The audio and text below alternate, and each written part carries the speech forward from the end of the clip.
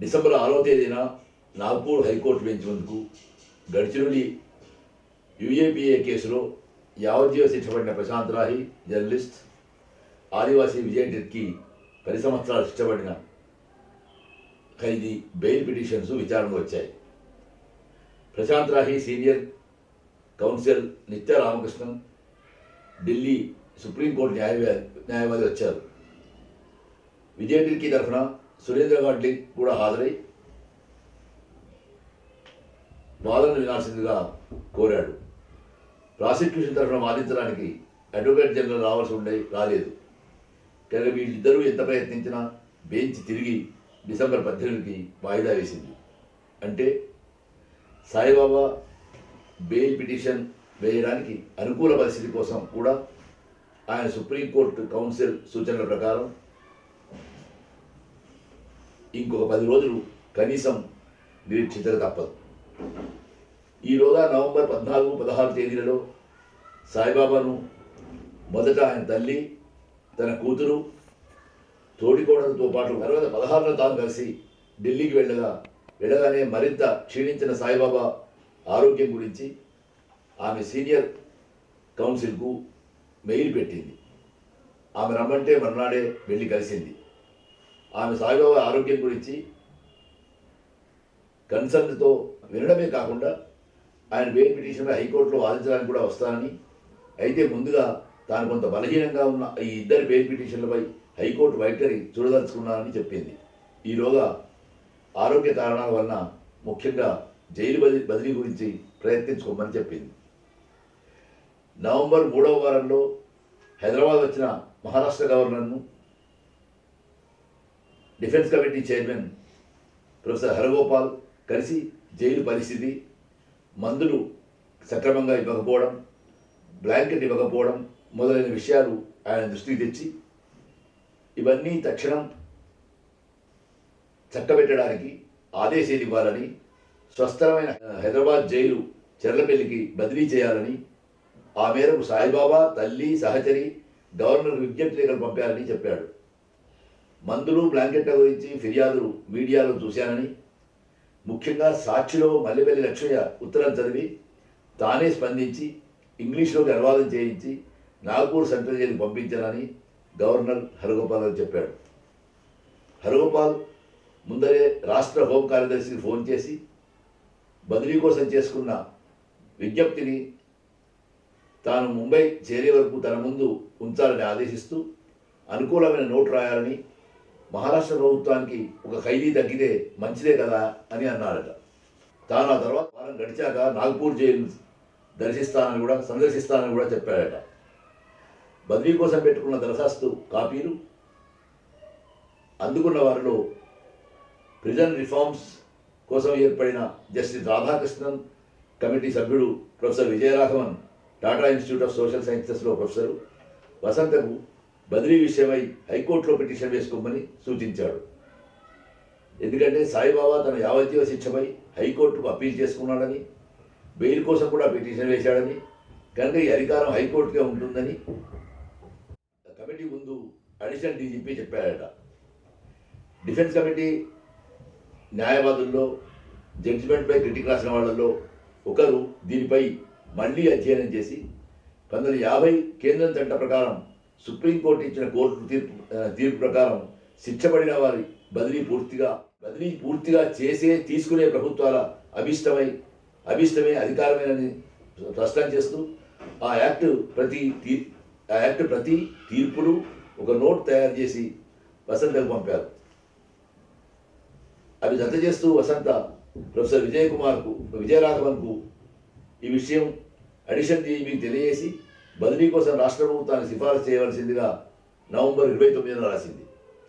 దానికి December 5న professor Vijayaraghavan మళ్ళీ హైకోర్టులో వేసుకోవాల్సిందని సూచిస్తూ ఈ విషయం మీ న్యాయవాదికి చెప్పండి, లేదా మేము మీకు న్యాయవాదిని ఏర్పాటు చేస్తామని రాశాడు. దానికి మళ్ళీ వసంత విజయరాఘవన్కు ఆ చట్టంతో పాటు ఉన్నటువంటి సుప్రీంకోర్టు తీర్పులు, ఆ రెండింటి బట్టి డిఫెన్స్ కమిటీ తయారు చేసి ఇచ్చిన నోట్, స్పష్టంగా ఒకసారి చదివితే హైకోర్టులో వేయాల్సిన అవసరం లేదని, అది పూర్తిగా బదిలీ చేసే రాష్ట్రం తీసుకునే రాష్ట్రాల మీదనే ఆధారపడి ఉన్నదని, ఈ విషయాన్ని అడిషనల్ డీజీపీ దృష్టికి తెచ్చి, ప్రభుత్వం దృష్టికి తెచ్చి బదిలీ కోసం సిఫారసు చేయవలసిందని రాసింది. అంత మాత్రమే కాకుండా గవర్నర్కు మళ్ళీ ఇదివరకు చేసినటువంటి అప్పీల్ ప్రకారం మళ్ళీ ఈ చట్టాన్ని, అంటే 1950 కేంద్ర చట్టాన్ని, సుప్రీంకోర్టు తీర్పులను, డిఫెన్స్ కమిటీ తయారు చేసిన నోట్ను పంపిస్తూ ఇది పూర్తిగా మహారాష్ట్ర ప్రభుత్వానికి ఉండే అధికారమే కాబట్టి బదిలీ చేయడం అనేది, అందుకు వెంటనే సిఫారసు చేయవలసిందిగా గవర్నర్ కూడా లేఖ రాసింది. ఈ లేఖ ప్రతులు డిఫెన్స్ కమిటీ చైర్మన్ ప్రొఫెసర్ హరగోపాల్కు, సిఆర్పిపి రవీంద్రనాథ్కు, డిఫెన్స్ కమిటీ కన్వీనర్ హరిబాబుకు, వీళ్ళ కేసు వాదిస్తున్నటువంటి సురేంద్ర ఘాట్లింగ్ కూడా ఈరోజే పంపించడం జరిగింది.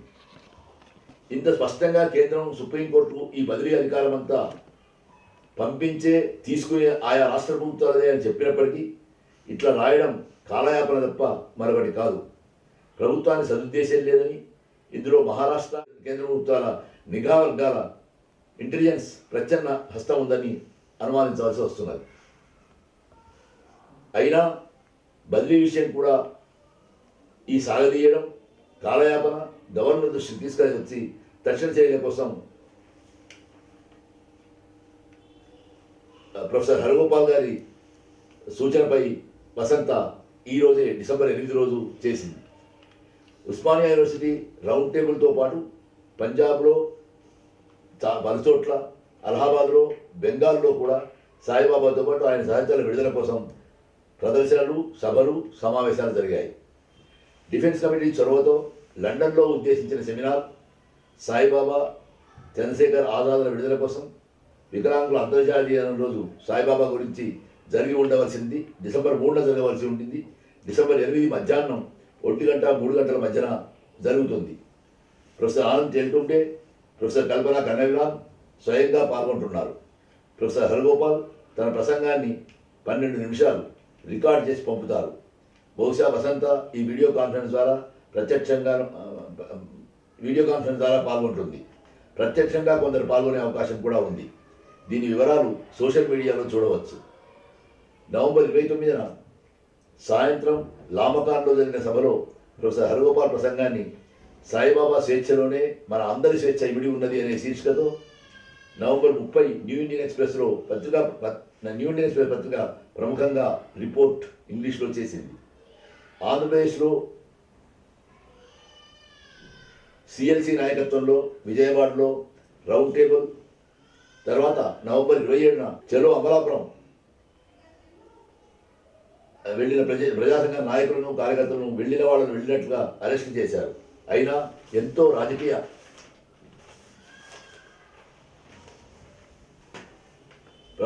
ప్రభావం కలిగించేదిగా ఈ నిరసన జరిగింది. ఈ సందర్భంలో ఆంధ్రప్రదేశ్ ప్రభుత్వం ఇంటెలిజెన్స్ వాళ్ళు పేరు పెట్టుకోకుండా ప్రొఫెసర్ జిఎన్ సాయిబాబా గురించి ఆయన ఫోటో కూడా వేస్తూ విషయం కక్కే పోస్టర్ వేశారు. సోషల్ మీడియాలో చూసే ఉంటారు. ఆంధ్రప్రదేశ్లో తలపెట్టిన విశాఖ, రాయలసీమలో ఒకచోట, ఆ పిమ్మట గుంటూరులో పెద్ద సభ ఇంకా జరగాల్సే ఉన్నది. తెలంగాణకు సంబంధించినంత వరకు కార్యక్రమం రూపొందించుకోవాల్సి ఉన్నది. నవంబర్ 28న పంజాబ్లోని మోగాలో ప్రొఫెసర్ సాయిబాబా ఆయన సాహిత్యాల విడుదల కోసం ఆర్డీఎఫ్ చొరవతో ప్రజా సంఘాల సభ విజయవంతంగా జరిగింది. ఆర్డీఎఫ్ తరఫున డిసెంబర్ 3న అంతర్జాతీయ వికలాంగుల దినోత్సవం రోజున సందర్భంగా చండీగఢ్లో తలపెట్టిన సభల గురించి సమాచారం ఇంకా అందాల్సి ఉన్నది. గడ్చిరోలి కేసులో ముద్దాయి అయిన అంగవైకల్యం గల హేమల్కట్ గడ్చిరోలి జిల్లా ప్రకాశ్ ఆమ్టే వైద్యశాలకు వెళ్తుండగా బలార్షాలో 2013 ఆగస్టు 20న కేంద్ర మహారాష్ట్ర పోలీసులు అరెస్ట్ చేశారు. 2 రోజుల అక్రమ నిర్బంధం, చిత్రహింస తర్వాత 22 ఆగస్టున కోర్టులో హాజరుపరిచి మళ్ళీ సెప్టెంబర్ 21 వరకు, అంటే 1 నెల రోజులు పోలీస్ కస్టడీకి తీసుకున్నారు. ఈలోగా సెప్టెంబర్ 21న రాయ్పూర్లో అరెస్ట్ చేసిన ప్రశాంత్ రాహిని, హేమ్ మిశ్రాతో పాటు సెప్టెంబర్ 21నే కోర్టులో హాజరుపరిచారు. ప్రశాంత్ రాహి జర్నలిస్టు.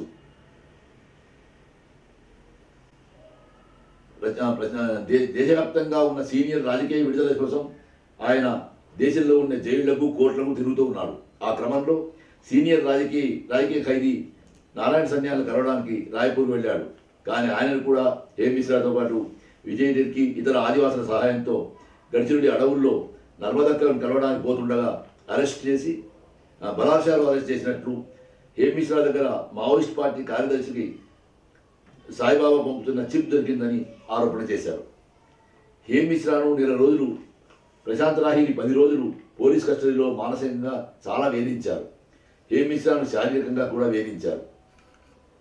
2014 జనవరి 8న సాయిబాబా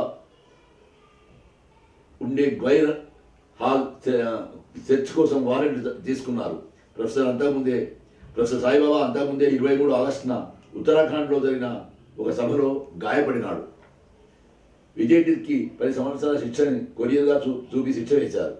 పాండు మహేష్లను ఆదివాసులను సాయిబాబా, ప్రశాంత్ రాయి, హేమ్ మిశ్రాలతో పాటు యావజ్జీవి శిక్ష వేశారు. సాయిబాబా, మహేష్, పాండులను నాగ్పూర్ జైల్లోనే ఉంచి మిగతా ముగ్గురిని అమరావతి మహారాష్ట్ర జైలుకు తరలించారు. అక్కడి నుంచి హేమ్ మిశ్రాను ఒక్కడిని నాసిక్ జైలుకు తరలించారు. అక్కడ ఆయన మావోయిస్టులు జైలు నుంచి తప్పించే ప్రమాదం ఉందని చెప్పి మళ్ళీ కొల్లాపూర్ జైలు తరలించారు. ఈ విధంగా 3 సార్లు హేమ్ మిశ్రాను జైల్లో తరలించి హేమ్ మిశ్రాను చూడడం కొరకే ఉత్తరాఖండ్లోని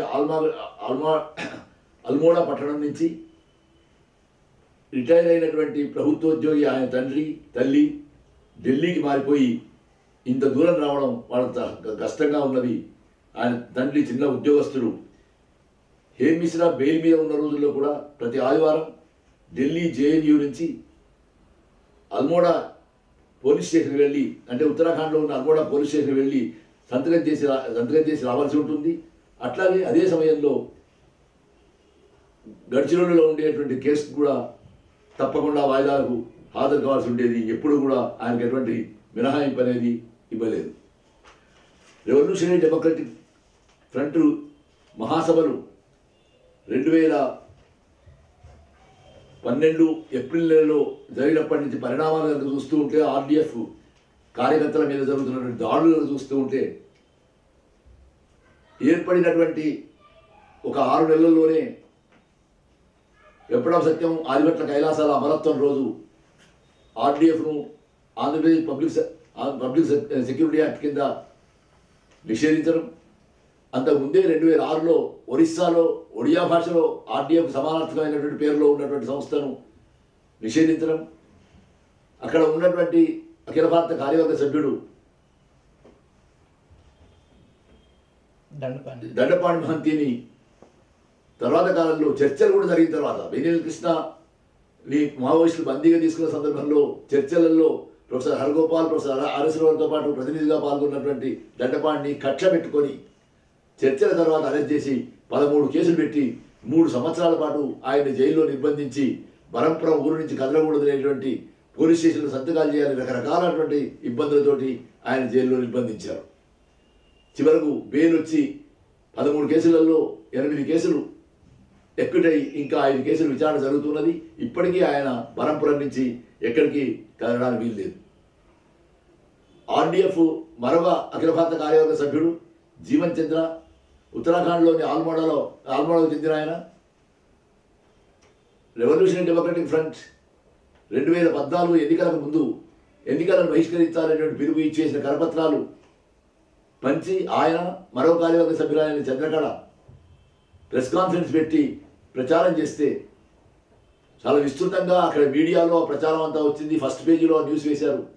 కానీ తర్వాత వాళ్ళ ఇద్దరి ఇంట్ల మీద మావోయిస్ట్ పార్టీ పోస్టర్లు వేశారనే నెపం పెట్టి జీవన్ చంద్రను అరెస్ట్ చేసి చిత్రహింసలు పెట్టారు. ఈ చిత్రహింసలు ఎంత దారుణంగా జరిగినాయంటే, జీవన్ చంద్ర అప్పటికే ఆయన లా పూర్తి చేసి ఉన్నాడు. ఆయనను న్యాయవాదిగా ప్రాక్టీస్ చేస్తున్నాడు. నగ్నంగా వీడియో తీసి ప్రదర్శన చేశారు. దాంతో ఆయన నిజానికి చాలా మానసిక వేదనకు గురి అయ్యాడు. ఇప్పుడిప్పుడే ఆ మానసిక వేదన నుంచి ఆయన బయటపడుతూ ఉన్నాడు.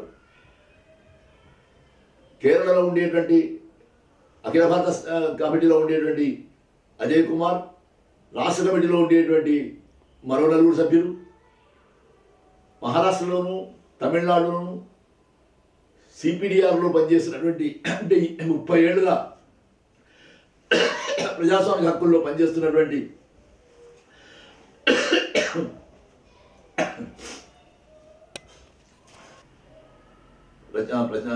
దేశవ్యాప్తంగా ఉన్న సీనియర్ రాజకీయ విడుదల కోసం ఆయన దేశంలో ఉన్న జైళ్లకు కోర్టులకు తిరుగుతూ ఉన్నాడు. ఆ క్రమంలో సీనియర్ రాజకీయ ఖైదీ నారాయణ సన్యాలను కలవడానికి రాయ్పూర్ వెళ్ళాడు. కానీ ఆయనను కూడా హేమ్ మిశ్రాతో పాటు విజయ్ రెడ్డికి ఇతర ఆదివాసుల సహాయంతో గడిచినుడి అడవుల్లో నర్మదక్కలను కలవడానికి పోతుండగా అరెస్ట్ చేసి బలాత్కారం అరెస్ట్ చేసినట్లు హేమ్ మిశ్రా దగ్గర మావోయిస్ట్ పార్టీ కార్యదర్శికి సాయిబాబా పంపుతున్న చిప్ దొరికిందని ఆరోపణ చేశారు.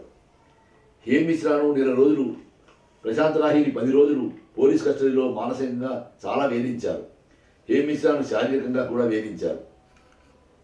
2014 జనవరి 8న సాయిబాబా ఉండే గ్వైర్ హాల్ చర్చ్ కోసం వారెంట్ తీసుకున్నారు.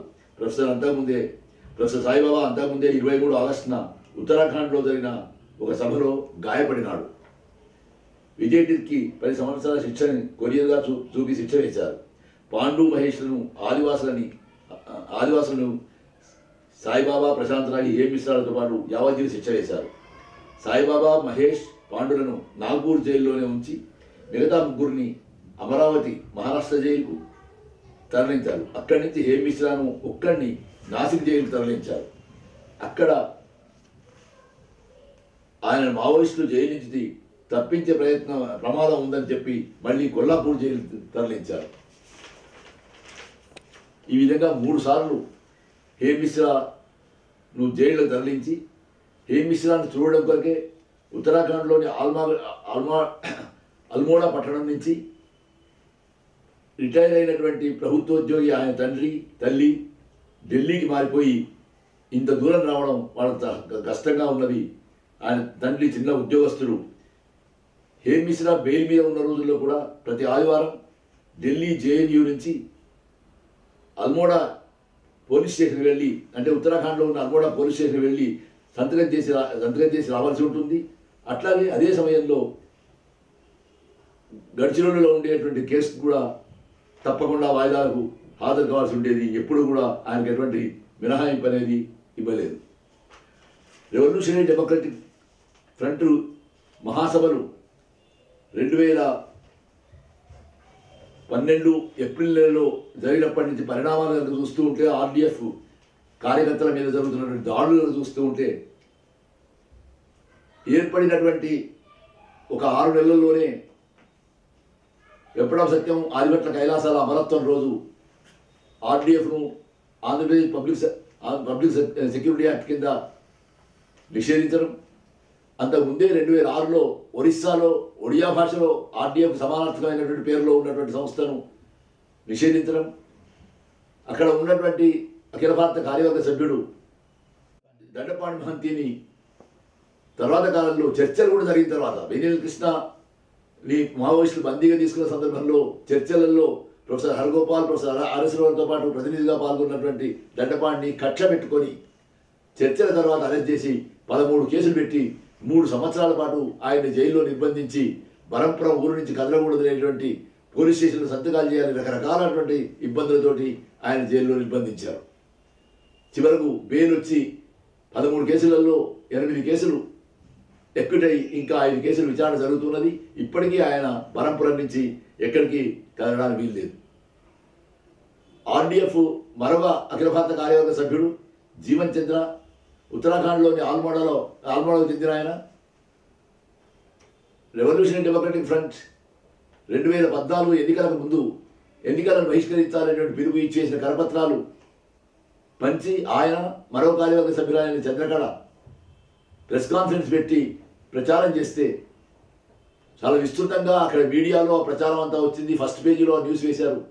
కానీ తర్వాత వాళ్ళ ఇద్దరి ఇంట్ల మీద మావోయిస్ట్ పార్టీ పోస్టర్లు వేశారనే నెపం పెట్టి జీవన్ చంద్రను అరెస్ట్ చేసి చిత్రహింసలు పెట్టారు. ఈ చిత్రహింసలు ఎంత దారుణంగా జరిగినాయంటే, జీవన్ చంద్ర అప్పటికే ఆయన లా పూర్తి చేసి ఉన్నాడు, ఆయనను న్యాయవాదిగా ప్రాక్టీస్ చేస్తున్నాడు. నగ్నంగా వీడియో తీసి ప్రదర్శన చేశారు. దాంతో ఆయన నిజానికి చాలా మానసిక వేదనకు గురి అయ్యాడు. ఇప్పుడిప్పుడే ఆ మానసిక వేదన నుంచి ఆయన బయటపడుతూ ఉన్నాడు. కేరళలో ఉండేటువంటి అఖిల భారత కమిటీలో ఉండేటువంటి అజయ్ కుమార్, రాష్ట్ర కమిటీలో ఉండేటువంటి మరో 4 సభ్యులు, మహారాష్ట్రలోను తమిళనాడులోను సిపిడిఆర్లో పనిచేస్తున్నటువంటి, అంటే 30 ఏళ్ళుగా ప్రజాస్వామిక హక్కుల్లో పనిచేస్తున్నటువంటి మొత్తం 6గురిని కేరళలో అరెస్ట్ చేసి 2 సంవత్సరాల పాటు జైల్లో ఉంచి సెషన్స్ కోర్టు యూఏపీఏ కిందనే వాళ్లకు 3 సంవత్సరాల శిక్ష వేసింది. ఆ శిక్ష పడడానికంటే ముందు అప్పటికే సాయిబాబా అతని సహచరుల మీద తీర్పు వచ్చి ఉన్నది. సాయిబాబా మీద వచ్చిన తీర్పు కూడా అది యూఏపీఏ కేసే, వీళ్ళ మీద ఉన్నది కూడా యూఏపీఏ కేసే.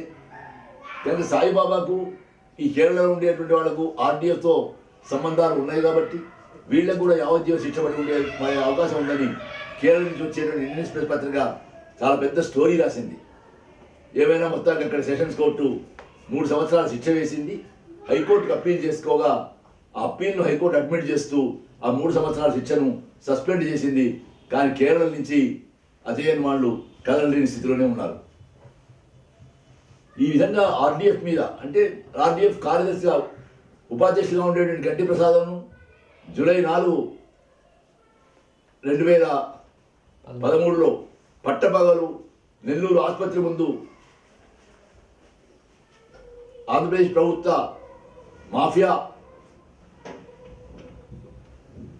కోవట్లు హత్య చేసిన విషయం, అంటే కాన్ఫరెన్స్ జరిగినటువంటి ఉపాధ్యక్షుగా ఉండి నిజానికి ఆర్డీఎఫ్గా వెన్నెంగా ఉన్న గంటి ప్రసాదం గారిని నిషేధింపబడినటువంటి 1 ఏడాది గడవక ముందే నెల్లూరు ఆసుపత్రి ముందు చంపడం, సాయిబాబా ఇంటి మీద రేడ్స్ ప్రారంభం కావడం, ఈలోగా ఆర్డీఎఫ్ కార్యదర్శి మొదటి నుంచి ఏర్పడినప్పటి 2005 నుంచి కూడా ఆర్డీఎఫ్ కార్యదర్శిగా ఉండేటువంటి రాజ్కిషోర్ తీవ్ర అనారోగ్యానికి గురి అయి పూర్తిగా బెడ్ రిడన్ కావడం.